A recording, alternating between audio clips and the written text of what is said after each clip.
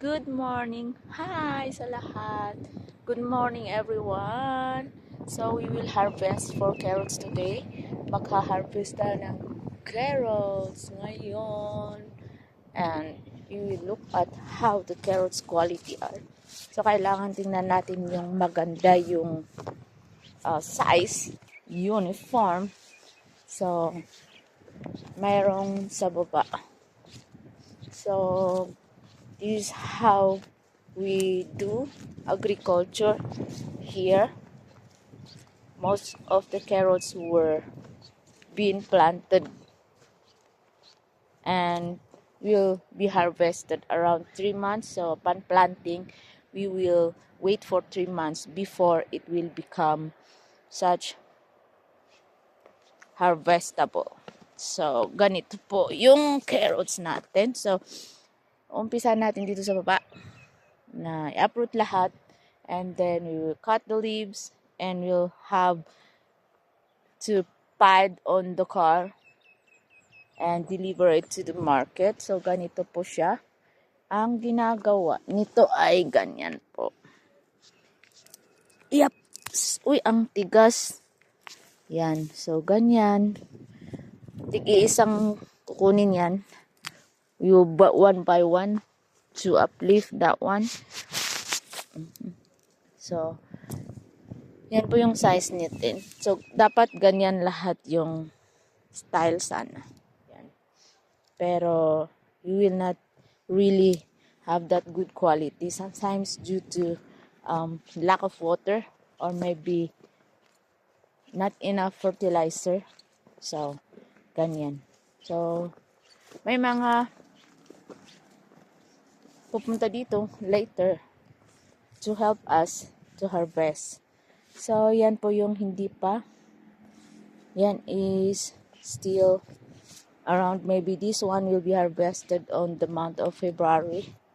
So, yan ang ating farm. Ganyan po yung farm natin. So, still that one until down, still have more carrots. Ganyan po. And, we will harvest it today, a carrot. So, ganyan siya. That's a good one. Good one talaga siya. So, ganito po yung life ng mga farmer dito sa atin. So,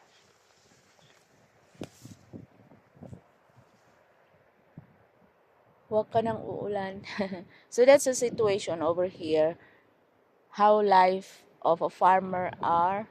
So, kailangan may patience ka talaga mag-antay for almost 3 months. You need to wait for the vegetable to be okay. And one of the things that farmers problem over here is typhoon. Like maybe during plantation, typhoon comes, so it will just damage your vegetable or something. So that's the situation how life of farmer in my place are. Kailangan talaga may sipag at tiyaga para maging okay yung mga tanim natin. Yaps. So, ganyan minsan may mga carrots kung minsan may bad shape talaga. Ganyan. Yan po ay hindi na pwede yan. Minsan, pag mahal, okay yung presyo, yan ay okay. Dinadala sa market din yan as second class. Yeah. Pwede pa rin. Ay, pwede pa rin. Yan. That's a good one. So, ganyan po ang ginagawa natin as a farmer here. Yan. It's mahirap ang buhay ng farmer. Ang kalaban mo is either the price or the typhoon. Ang tigas.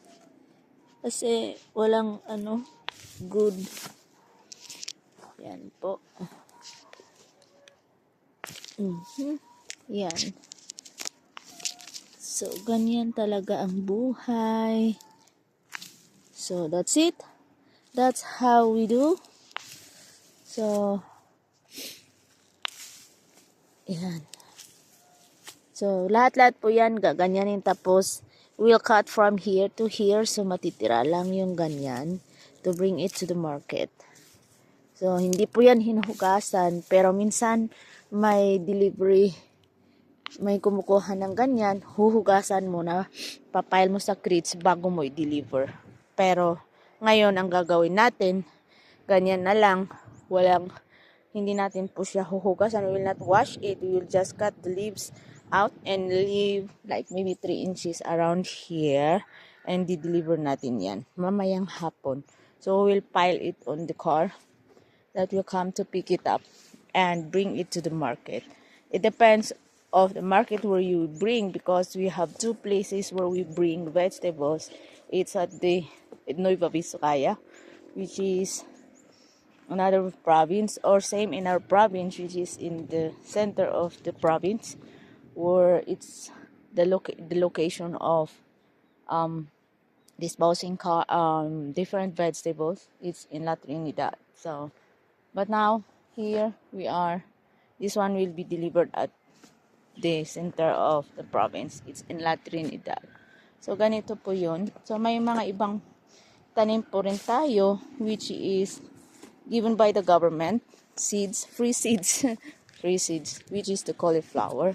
So, may mga cauliflower tayo, iba-ibang variety din. So, ito yung, I forget what's the quality of this one. So, ganyan po yung si cauliflower. Yan. Yung cauliflower natin is konti lang. So, it's only good for us. For consumption, it's maybe not for the market. So, ganyan. Malalaki po na sila. Pare-parehas yung size. Yan po, si cauliflower. Yan po yung cauliflower.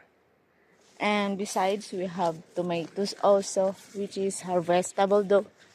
Also, kahapon lang nag-harvest yung tomato natin. So, tingnan natin. Yan po. Wala na po yung mga magagandang bunga ng kamatis. Pero okay lang naman si kamatis. Maganda yung presyo ngayon. So, let me check some of it. Pwede nating ulamin. So, ganyan po si kamatis. Ito po rin, nakakain to, pero it's so wild. But it's good taste. So, kuha tayo ng kamatis. Baka may pwede tayong maulam. This is already harvested yesterday, so wala na pong mga bunga si kamatis na maganda. So, kinakain ni ibon yan. There are birds that's coming to eat the vegetable. Yan po, isang kalaban ni farmer minsan. Pero, okay lang. Wala namang iba. So, ang kamatis ay hindi minsan na harvest.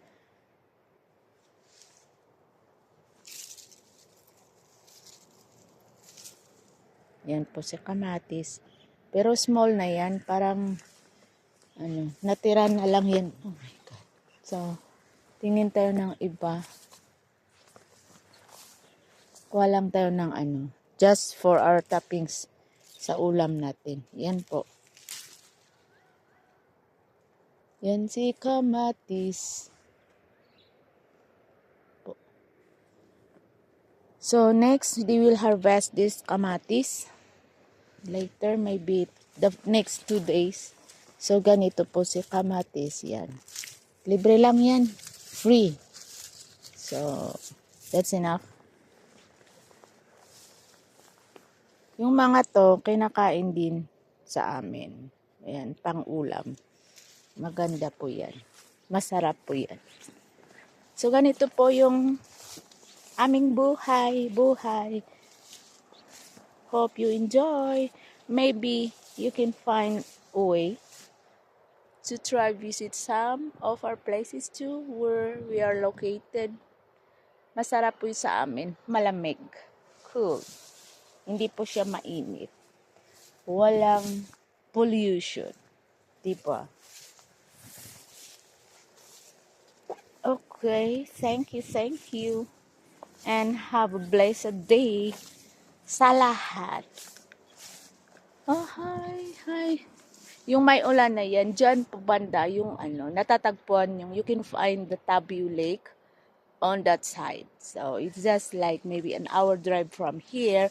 You can reach one of the tourist spot in my municipality where you can find Tabiu Lake. So, yan po. Sa lugar na yan, sa may ulan.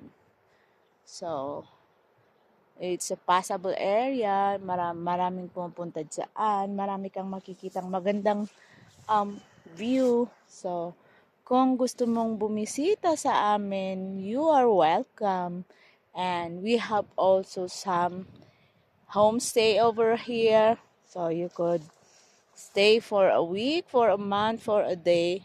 Pwede po. So, welcome and hope to see everyone to come visit my place.